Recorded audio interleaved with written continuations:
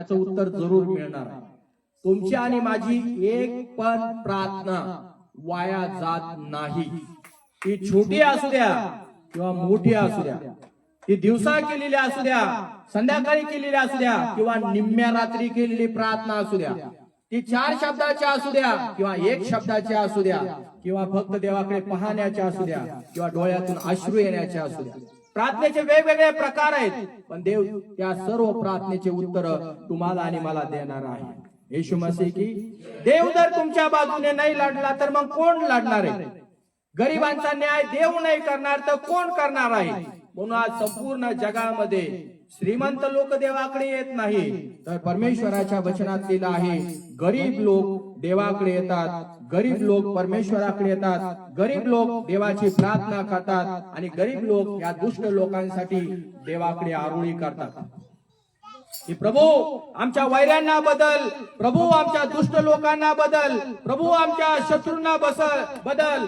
जे लोक आमचा द्वेष करतात, काय करतात? द्वेष करतात. सेवा कार्य करत असताना निंदा करतात, आम्हाला नावं ठेवतात, आम्हाला खालीवर, आम्हाला कधी जात बदललं म्हणतात, कधी आम्हाला धर्म बदलला म्हणतात, कधी आम्हाला म्हणतात लाखो रुपये त्यांना फॉरेनवरून येत आहे, अमेरिकनवरून येत आहे आणि आमची चेष्टा करतात. काय काय बोलत नाही देवाची भक्ती करणाऱ्या नीतिमान लोकांना. प्रत्येक शब्द ना शब्द आज येतो आम्हाला आणि मला माहित आहे, आणि तुम्ही आम्ही तो प्रत्येक शब्द सहन करतो. कधी कधी आमच्या जीवनात अशा गोष्टी घडतात, आम्ही काहीच केलेलं नसतं, अफवा आमच्या जीवनातून पसरल्या जातात, आम्ही काहीच त्याच्यामध्ये सहभागी नसतो, आम्ही ते काही केलेलं नसतं, तरी आमच्या विषयी असे लोक काय करतात? आमच्या अफवा लोकांमध्ये पसरतात. याने पास्टरने असं केलं, त्या पास्टरने तसं केलं, त्या सिस्टरने तसं केलं, त्या विश्वासणाऱ्याने असं केलं, अमक्याने तसं केलं, तमक्याने तसं केलं. काही केलं नसतं तरी अफवा पसरल्या जातात. येशू प्रभू की. आणि ज्यावेळेस अशा अफवा पसरल्या जातात तर त्यावेळेस देखील तुम्हाला आणि मला देवाच्या लोकांना फार त्रास होतो. येशू प्रभू की. आणि मग हे लोक काय करतात? अशा लोकांपर्यंत आमच्या चुकीच्या बातम्या घेऊन जातात, आम्ही चूक केलेली नसताना देखील, आणि मग त्याचा परिणाम तुम्ही आम्ही पाहतो. आमचं जीवन आणि आमचं कॅरेक्टर, आमचं चारित्र्य ते काय करतात? घाण करतात, मलिन करण्याचा प्रयत्न करतात. दावीद राजाच्या जीवनात देखील हीच गोष्ट तुम्हाला आणि मला बघायला मिळते. धार्मिक जीवन जगणारा मनुष्य दावीद, त्याच्या जीवनाची अफवा लोकांनी पसरली. येशू प्रभू की. अफवा पसरून टाकली आणि दावीद राजा ह्या परिस्थितीमध्ये पवित्र शास्त्रामध्ये लिहिलं आहे, तो देवाकडे पाहत राहिला, तो देवाची स्तुती करत राहिला, तो देवाची महिमा करत राहिला, तो देवाच्या नावाला धन्यवाद आणि गौरव देत राहिला. येशू मसीह की. फार महत्वाचं आहे. आमच्याही जीवनात असे लोक भेटतात आणि आम्ही काही केलं नसतं देखील आमच्या अफवा ते काय करतात? पसरवत असतात. मग अशा परिस्थितीमध्ये तुम्ही आणि मी काय करणार? तुमचं माझं जीवन खराब होतो. म्हणजे पास्टर आम्ही काहीच केलं नाही हो, आम्ही त्याच्यामध्ये नव्हतो हो पास्टर, तरी आमच्यावरती आरोप ठेवण्यात आला. पास्टर आम्ही त्यांच्यात सहभागीच नव्हतो, कदाचित आम्ही तिथं नव्हतोच पास्टर, तरी देखील त्यांनी काय केलेलं आहे? तेच केलेलं आहे आणि आमची काय केलेलं आहे? बदनामी केलेली आहे. दावीद राजाच्या देखील जीवनात असे शत्रू त्याला चारी बाजूकडून घेरत होते आणि दावीद देखील या परिस्थितीमध्ये गुंतला. नीतिमानाचं जीवन ढासळणारे, त्यांना दंश करून त्यांचं जीवन बर्बाद करणारे हे लोक असतात. विषारी लोक, दुष्ट लोक, सैतानी लोक. आणि पवित्र शास्त्रामध्ये लिहिलेलं आहे की या सैतानी लोकांपासून सुटका मिळवण्यासाठी तुम्ही आम्ही येशू ख्रिस्ताकडे रोज प्रार्थना केली पाहिजे. काय केली पाहिजे? काय केली पाहिजे? म्हणा, प्रार्थना केली पाहिजे. प्रार्थना करे, आराधना करे, वो अच्छा है, कितना भला है, हो हो हो.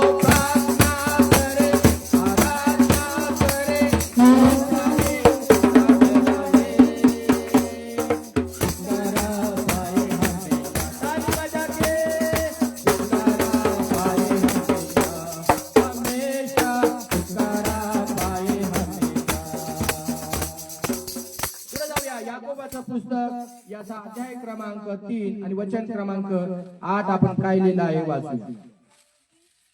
म्हणून अशा परिस्थितीत घाबरू नका, तर देवाकडे प्रार्थना करा. देवाला तुमच्या सर्व जीवनाची परिस्थिती आज ठाऊक आहे. तुम्ही कोणत्या परिस्थितीत जीवन जगत आहात. याकोबाचा पुस्तक याचा 3रा अध्याय आणि वचन क्रमांक 8. परंतु मनुष्यापैकी कोणीही जिभेला वश करावयास समर्थ नाही. ती शांतीरहित असून दुष्ट आहे व प्राणघातक विषाने भरलेली आहे. पण जिभेला माणसापैकी कोणालाही वश करता येत नाही. बघा, ही छोटीशी जीभ आहे. जीभ आहे का तुम्हाला? जीभ. साप काय करतो?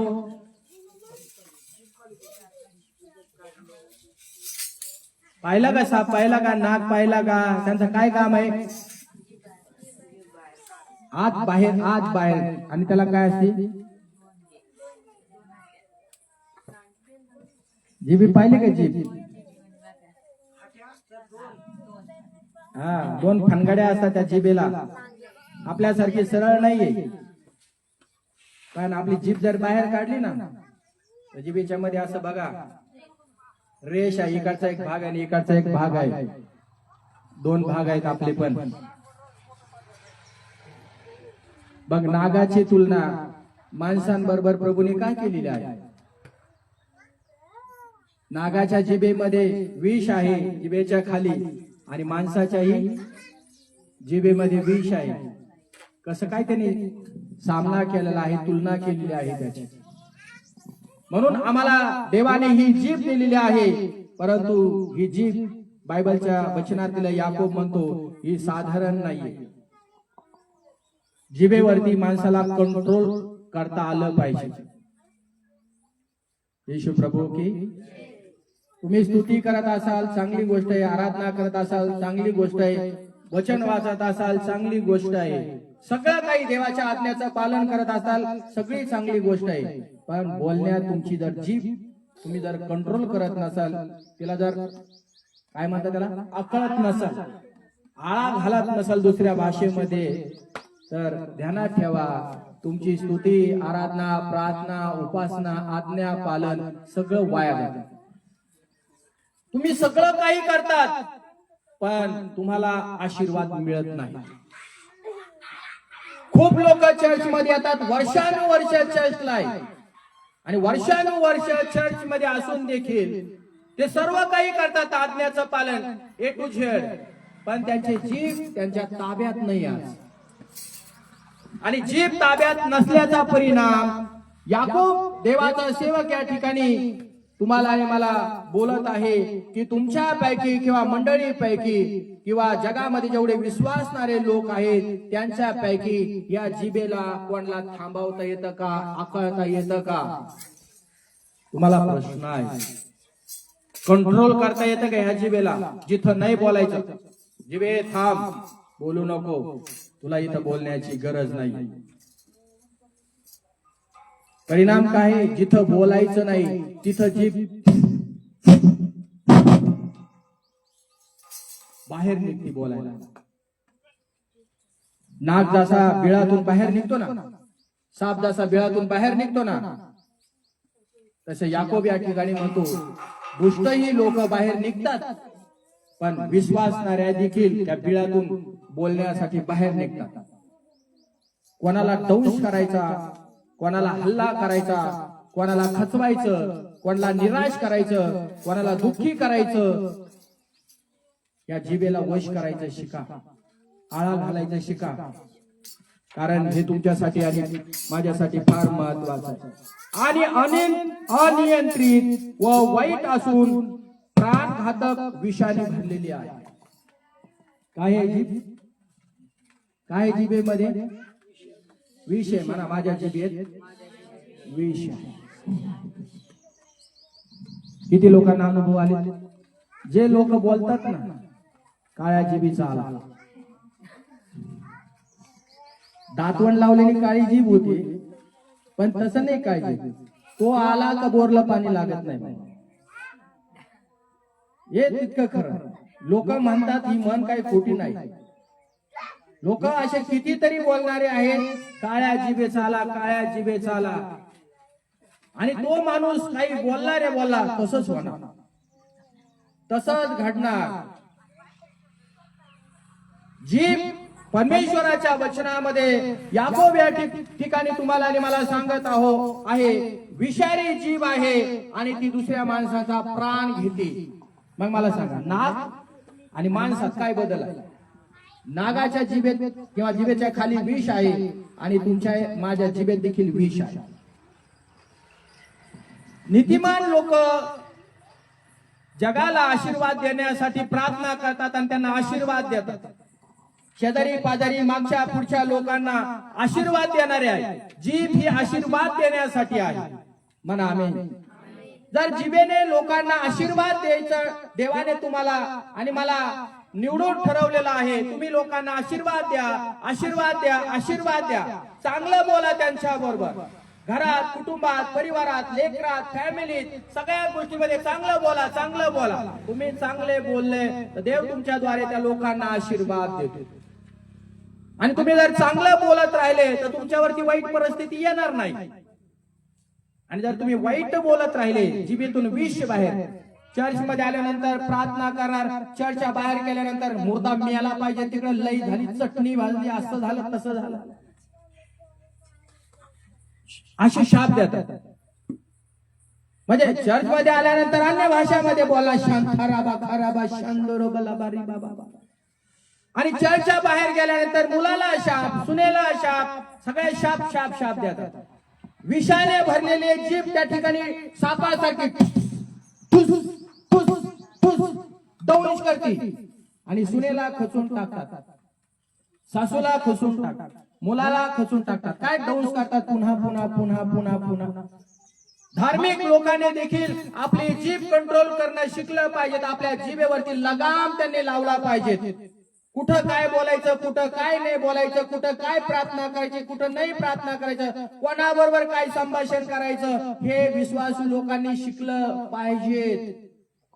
नाही तर जगी दुष्ट लोकांमध्ये आणि तुमच्यामध्ये आणि माझ्यामध्ये काहीच बदल नाहीये. ते पण विष बाहेर करून दुसऱ्या माणसाचा घात करतात आणि आपण देखील विष ओकून दुसऱ्या माणसाचा घातच करत आहोत. येशू प्रभू की. याकोब म्हणतो या ठिकाणी तुम्ही आणि मी सावधान व्हा, या जिभेला वश करण्यासाठी कुणी तयार नाही. ही जीभ विषाने भरलेली जीभ आहे. काय आहे? विषाने भरलेली जीभ आहे. आणि स्तोत्र 140:1-2 मध्ये काय लिहिलं आहे वाचा. स्तोत्र संहितेचं पुस्तक 140 अध्याय. हे परमेश्वरा मला दुष्ट मनुष्यापासून सोडव. पुन्हा म्हणतो दावीद राजा, मला दुष्ट माणसापासून सोडव, हिंसक माणूस त्याच्यापासून सोडव, जे भांडण उकरून काढतात त्यांच्यापासून मला वाचव. बळच भांडणं काढतात, बळच. काही भांडणं करण्याची इच्छा आहे तरी ते भांडणं काढतात. काही झालेलं नसतं, कुठून कुठून खुळपाट काढणार आणि भांडणं करायला तयार होणार. दावीद राजाने या ठिकाणी पुन्हा तीच प्रार्थना केली. हे लोक हिंसक आहे. हिंसक कोण आहे सांगा? हिंसक ज्यावेळेस वाघ जंगलातून बाहेर आला आहे ना, तर काय केलंय त्याच्यासाठी? उपाय केलाय का नाही? सरकारला उपाय करायला लावला का नाही? हिंसक वाघ ज्यावेळेस बाहेर आला, लोकांच्या शिकारी केल्या का नाही? त्यांनी बकऱ्यांच्या शिकारी केल्या का नाही? कुत्र्यांच्या शिकारी केल्या का नाही? माणसाला मारलं का नाही? पोरांना ओढून नेलं का नाही? बाया माणसाला ओढून नेलं का नाही? पण सरकारला या गोष्टी ज्यावेळेस सूचनाच्या द्वारे, मीडियाच्या द्वारे ज्यावेळेस कळवण्यात आले, तर सरकारने त्याच्यावरती उपाय केला आणि त्या वाघाला देखील बंदोबस्त केला, पिंजऱ्यात टाकला. आम्ही पाहिलं, त्याला गोळीने बेशुद्ध केलं, हे देखील पाहिलं. आता वाघ हिंसक जे पशु आहे त्याची वाहवा काय म्हणते त्याला, कानावरती बातमी पडती का आपल्या? वाघ आला, वाघ आला, वाघ आला. आता शांत झालं वातावरण, बरोबर आहे ना? आणि याच्या अगोदर भीत होतो, घाबरत होतो. तसे हिंसक लोक पण आहेत हे काय करतात या वचनामध्ये लिहिलेलं आहे, माणसाची शिकार करतात, माणसाला ते चावतात, माणसाचा ते गळा पकडतात, भांडण काढतात उकळून,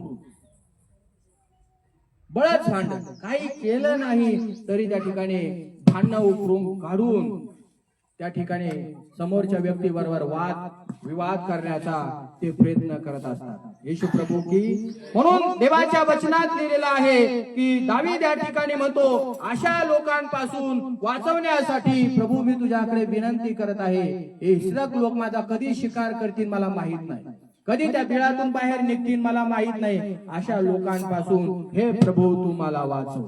येशू मसीह की तर देवाच्या लोकांनी आपल्या शब्दावरती कंट्रोल करणं फार महत्वाचं आहे, आपली जीभ सांभाळणं फार महत्वाचं आणि फार गरजेचं आहे, जेणेकरून परमेश्वर तुम्हाला आणि मला या ठिकाणी सांगत आहे, जर आपल्या जिभेवरती आपण लगाम ठेवला तर आपण आशीर्वादित लोक बनू शकतो। येशू मसीह की आशीर्वादित लोक आम्ही म्हणा बनवू शकतो, आणि जर आमच्या जिभेवरती आम्ही लगाम जर ठेवला नाही तर आम्ही शापित लोक बनवू शकतो। नाव देवाचं, काम आपल्या घरात सगळं सैतानाचं दिसतं। येशू मसीह की म्हणून आज परमेश्वराने आपल्याकडे सुंदर मेसेज दिलेला आहे, आणि तो मेसेज आहे की मला काय कर, माझ्या बिकट परिस्थितीमध्ये जे लोक मला नावं ठेवतात, माझा छळ करतात, माझा द्वेष करतात, माझी निंदा करतात, सेवा कार्य करताना, प्रार्थना करत असताना, देवाची सेवा कार्य करत असताना, चर्च मध्ये येत असताना, देवाचं प्रार्थना विनंती करत असताना, पवित्र शास्त्राच्या वचनाप्रमाणे तुम्ही आणि प्रभूच्या पाठीमाग निघालो असताना अनेक लोक तुमच्या आणि माझ्या जीवनात आहे या प्रकारे जीवन जगणार, दुष्ट लोक तुम्हाला आणि मला ते सेवा करू देणार नाही, तुम्हाला आणि मला ते आराधना करू देणार नाही, तुम्हाला आणि मला ते प्रार्थना करू देणार नाही, तुम्हाला आणि मला ते देवाची सेवा कार्य करू देणार नाही, तुम्हाला आणि मला ते स्वर्गाच्या राज्यात जाऊ देणार नाही। तरी देखील देवाने आमच्यासाठी हा उपाय ठेवला, तुम्ही त्याच्या संग तलवारीने भांडू नका, कुऱ्हाडीने भांडू नका, कोयत्याने भांडू नका, काठीने तुम्ही त्याच्या संग भांडू नका, कशा संग भांडू नका। तर तुम्ही काय करा, त्याच्यासाठी काय करा, चला यव्हानाचं पुस्तक काय लिहिलं आहे 8व्या अध्यायामध्ये आणि वचन क्रमांक 34, नवीन करारामध्ये त्याची तुलना केलेली तुम्ही आणि मी पाहू। आता यव्हानाचं पुस्तक 8वा अध्याय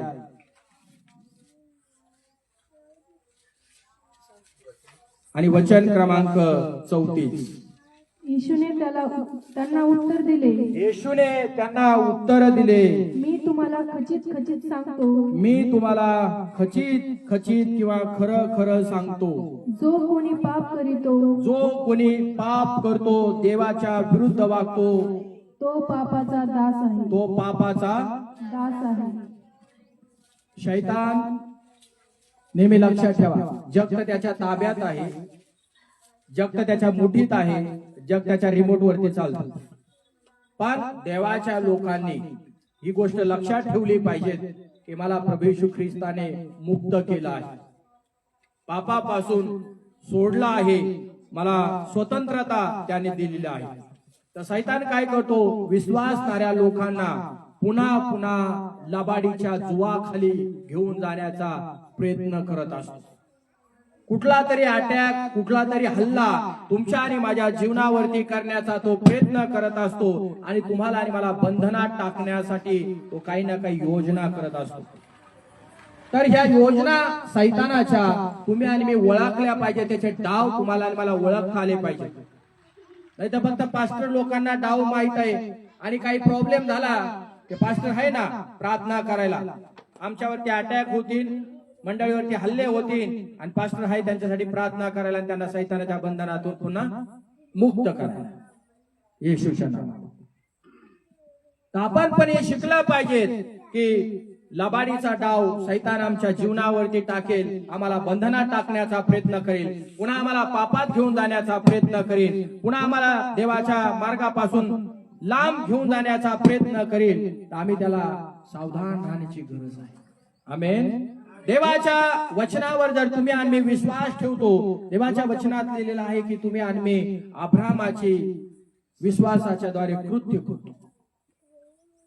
अब्राम विश्वासू होता, आम्हाला माहित आहे. पूर्वी तो विश्वासू नव्हता, पण नंतर अब्रामाला ज्यावेळेस देवाने आवाज दिला, अब्राम देवावरती विश्वास त्याने ठेवला आणि देवाच्या आज्ञाचं पालन करण्यासाठी अब्राम पुढे आला. म्हणजे अब्राम एकेकाळी कुठं होता? असत्यामध्ये होता, सैतानाच्या बंधनात होता, मूर्तीपूजामध्ये अब्राम होता असं लिहिलेलं आहे. सैतानाच्या बंधनामध्ये अब्राम एकेकाळी ते आणि त्याचा परिवार अडकलेलं होतं, तुम्ही आणि मी पाहिलं. पण प्रेज गॉड, देवानं त्याला आवाज दिला आणि देवाचा आवाज ऐकून अब्रामाने आपलं घर सोडलं. त्याच्याबरोबर त्याचा पुतण्या आला, त्याच्याबरोबर काही लोक आले आणि बायबलच्या वचनात लिहिलंय अब्राम पापापासून मुक्त झाला, कारण अब्राम एकेकाळी देवाच्या विरुद्ध वागत होता.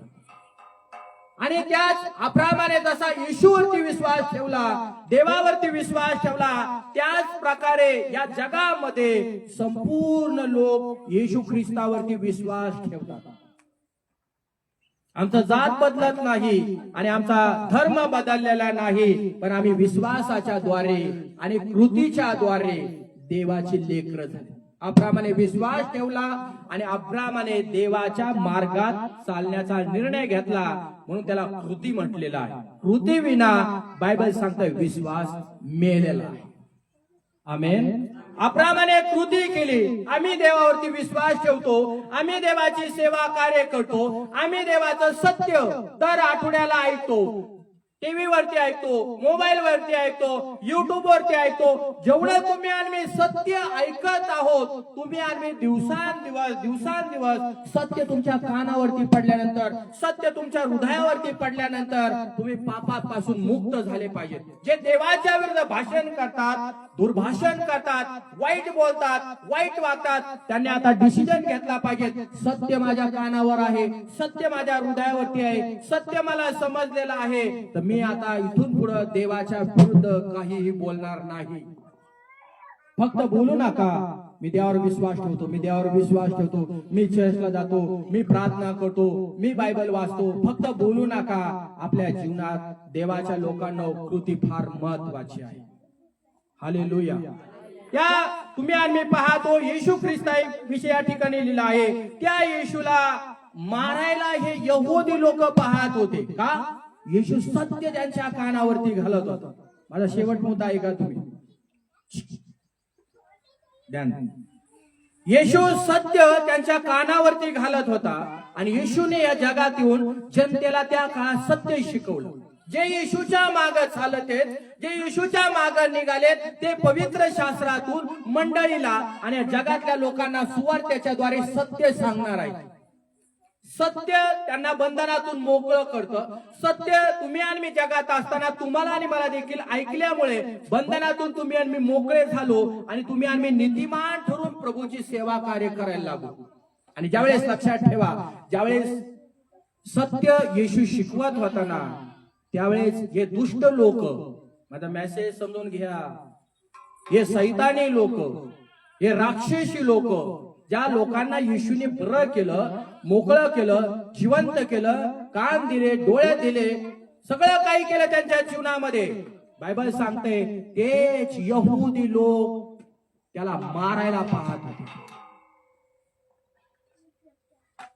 कुणी शिकार केली येशूची? सर्पासारखं विष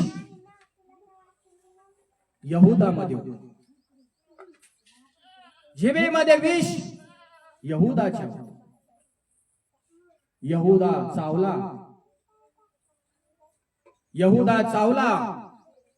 यहुदाने प्रभूविषयी काय काय केलं बघा. मेसेजची लिंक तुम्हाला आणि मला समजेल. येशूला हे लोक मारायला पाहत होते. यहुदाने त्या ठिकाणी बरोबर येशू ख्रिस्ताचा कार्यक्रम लावून दिला. लांबचा होता का? जवळचा होता. त्याने कार्यक्रम लावून दिला आणि पवित्र शास्त्रामध्ये लिहिलंय लोकांना सत्य सांगणाऱ्या येशूला हे मारायला टपले. मी सत्य सांगतो ना, माझी शिकार पण होणार आहे. लक्षात ठेवा. तुम्ही जर जगाला सत्य सांगत आहात ना येशू विषयी, मार्ग सत्य आणि जीवन तोच आहे, तर तुमची पण शिकार होणार आहे. माहित नाही शिकार कोणती होणार आहे तुमची. मला बंदूक लावून उडवण्याचा प्रयत्न केलाय मोठ्या व्यक्तीने, अधिकारी असणाऱ्या व्यक्तीने, पण त्याच्या हातातून मी सुटलो. शिकार देवाच्या सेवकाची आणि मंडळीतल्या लोकांची कधी केव्हा कशी होईल हे सांगता येणार नाही, परंतु तरी देखील तुम्ही आणि सत्य सोडायचं नाही. म्हणाल का आमेन? सत्य सोडायचं नाही. सैतानी वृत्तीचे लोक, सैतानी वृत्तीचे प्रवृत्तीचे लोक आमच्या जीवनामध्ये येणार आहे, आणि जशी जशी आम्ही देवबापाची सेवा कार्य करतो, हे सैतानी लोक आम्हाला शांत रीतीने सेवा कार्य करू देणार नाहीत, शांत रीतीने आपल्याला प्रार्थना करू देणार नाहीत, शांत रीतीने आपल्याला चर्च मध्ये सेवा कार्य करू देणार नाहीत, लोकांना सुसमाचार चांगली बातमी आम्हाला ते सांगू देणार नाही. चारी बाजूकडून तुम्ही आम्ही ख्रिस्ताचा आनंद जसा जसा या लोकांना देत राहू ना, सांगत राहू ना, तसं तसं चारी बाजूकडून ते विश्वासणाऱ्याला घेराव टाकणार आहे. असं नाही त्यांना जाग करा, बसमध्ये बसले ते माग जाग करा. हालेलुया. विश्वासणाऱ्या लोकांना ते कधी घेरणार आहेत हे बायबलच्या वचनामध्ये लिहिले आहे, सांगता येणार नाही. सैतान त्या लोकांचा उपयोग करीन, तुम्हाला कधी घेरील, मला कधी घेरील हे सांगता येणार नाही. ज्यावेळेस तुम्ही आणि देवबापाची सुवार्ता सांगतो, शत्रू तयार होईल. तुम्ही सुवार्ता सांगाल, शत्रू तयार होईल. तुम्ही येशूचं प्रेम सांगायला जाल, शत्रू तयार होणार आहे. ते तुमच्या पक्षाचे नसतील हे ध्यानात ठेवा. डॉक्टर तुमच्या पक्षाचे नसतील हे लक्षात ठेवा. कुठला नातेवाईक तुमच्या पक्षाचे हे पण लक्षात ठेवा. माझा मुलगा, माझी मुलगी, माझी सून ती पण तुमच्या पक्षाची नसन हे लक्षात ठेवा. येशू प्रभू की. आणि ते लोक शत्रूप्रमाणे तुमच्या बरोबर आणि माझ्या बरोबर वागणार आहे. तुमच्यावर दया करणार नाही, तुमच्यावर माया करणार नाही, पण शत्रूप्रमाणे ते तुम्हाला त्रास देतील, कारण त्यांचा बाप बायबल सांगतोय सैतान आहे. सत्य त्यांना ऐकवत नाही, सत्य त्यांना पचत नाही, सत्य त्यांना ऐकायचं नाही, सत्य त्यांना आपल्या जीवनात घ्यायचं नाही, सत्य देवाची त्यांना ओळख करून घ्यायची नाही. आणि यांना चालवणारा दुष्ट आहे, यांना चालवणारा सैतान आहे. आणि सैतान बायबलच्या वचनात लिहिलं आहे त्यांचा बाप आहे. ते सैतानाच्या वासनेप्रमाणे चालणारे लोक आहेत. सैतान जसा जसा त्यांना बोलेल, दुष्ट जसा जसा त्यांच्या मनात विचार घालेल, ते लोक तसे तसे तसे वागत वागत वागत जाणार आहे. आणि ते मनुष्याचा घात करण्यासाठी, जसा येशूचा काय केला त्यांनी घात, येशूचा जसा खून केला तसा पास्टर गडाचा एक दिवस खून करतील. जे देवाचे लेकर आहेत, या जगामध्ये देवाची सुवार्ता सांगतील, त्यांचा बंदुकीने खून करतील, त्यांचा तलवारीने खून करतील.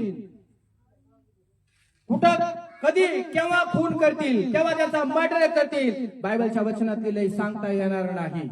कारण का? या लोकांनी सत्याला नाकारलाय. सत्य येशू, सत्याला त्याने काय केलं? झिटकारलं, नाकारलं, ठोकरलं. सत्य त्यांनी सोडलं आणि त्यांनी लबाडकी निवडली आहे.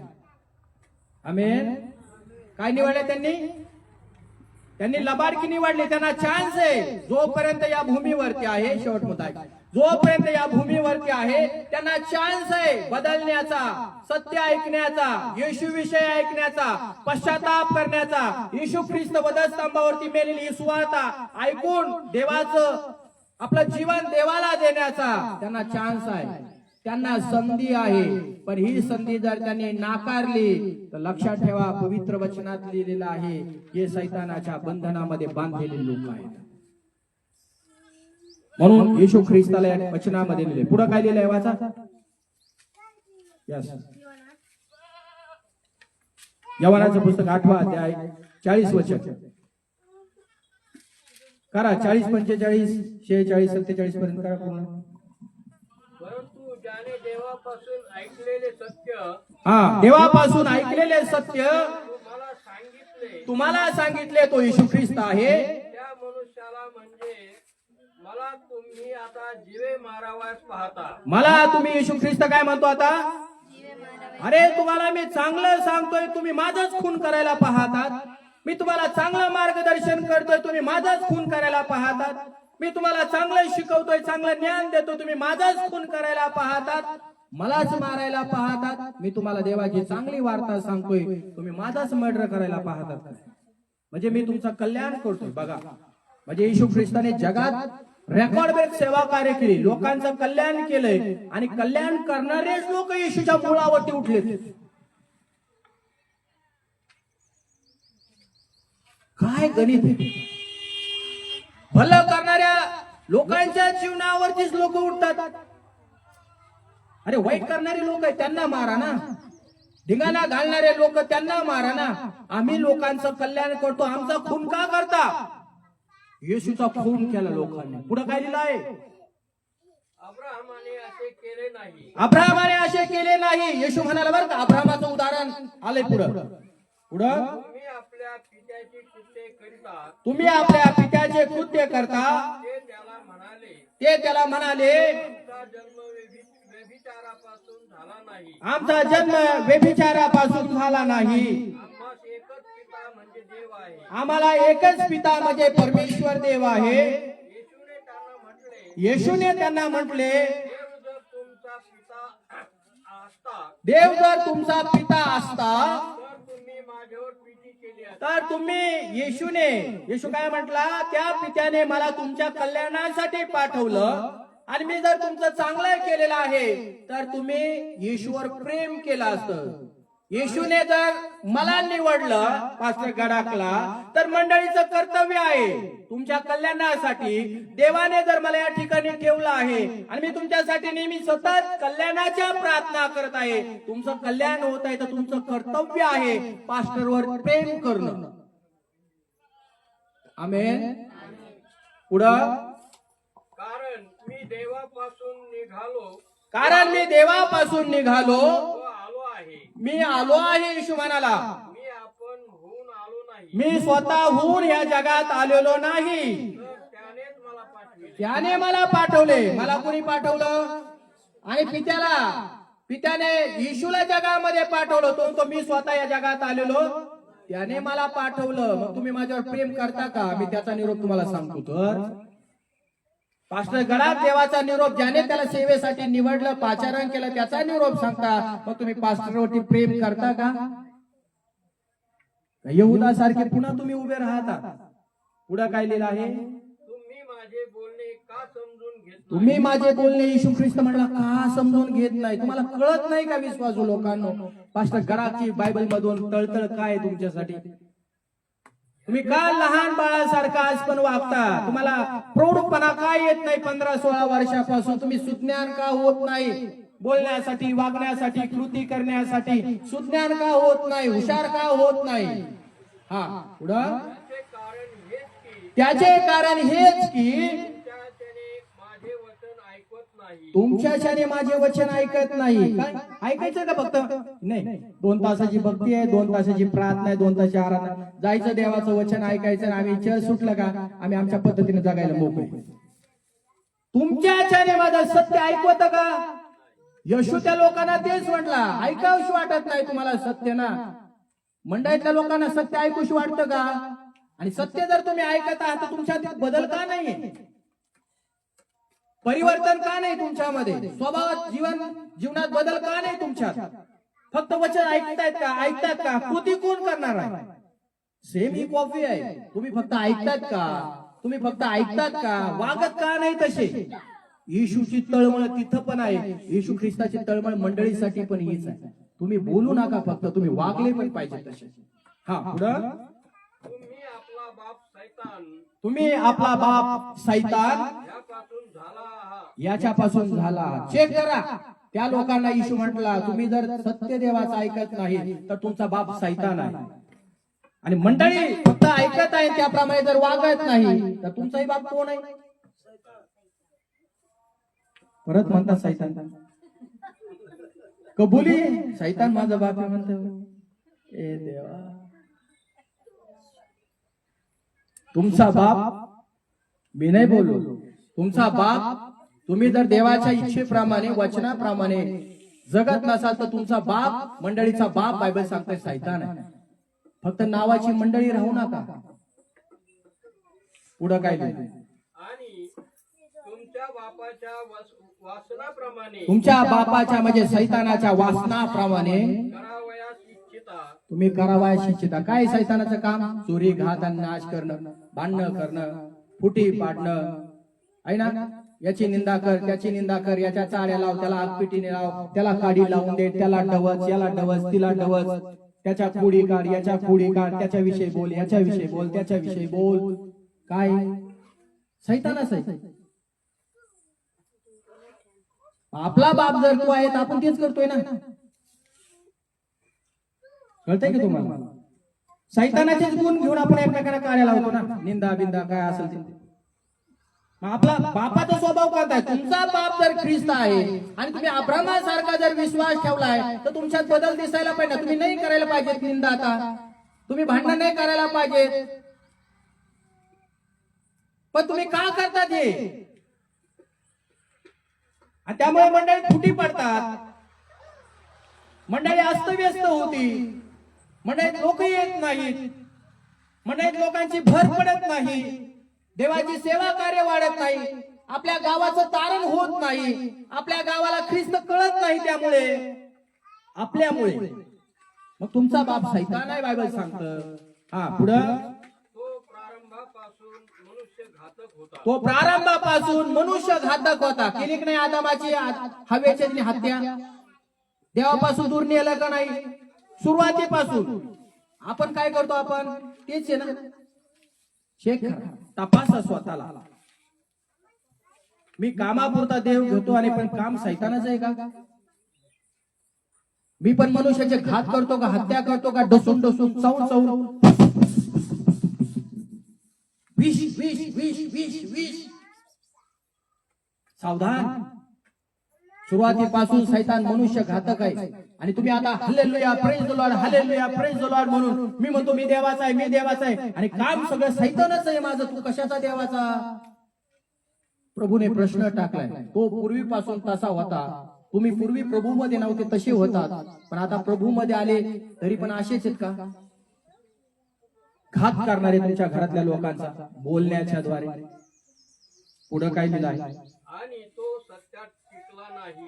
सैतान सत्यात टिकला, कारण त्याच्यामध्ये सत्य नाही. कारण सैतानामध्ये, म्हणा सैतानामध्ये सत्य नाही. तो खोटे बोलतो, तो खोटे बोलतो, तेव्हा तो स्वतःचे बोलतो. तो स्वतःचे खोटे बोलतो. म्हणजे देवाचा तो बोलत मग बस बस. कारण तो काय आहे पुढं? लबाड व लबाडीचा बाप आहे. तो काय बोलतो? तो स्वतःच बोलतो, तो देवाचं बोलत नाही. आम्ही जर देवाचे म्हणतो स्वतःला, आम्ही जर ख्रिस्ताचे म्हणतो, आम्ही जर अब्राहमाच्या विश्वासाने विश्वास ठेवून प्रभूची सेवा कार्य करतो असं म्हणतो, तर आपण पण असंच म्हटलं पाहिजे, मी सैतानाचं नाही ऐकत, मी येशू ख्रिस्ताचं ऐकून जगत आहे. आणि माझं बोलणं नाही, माझी कृती पण तशी दिसली पाहिजे. आमेन. म्हणा सगळेजण आमेन. आणि जर ही कृती जर माझ्यामध्ये दिसत नाही तर लक्षात ठेवा, हे बोलणं सैतानाचं आहे.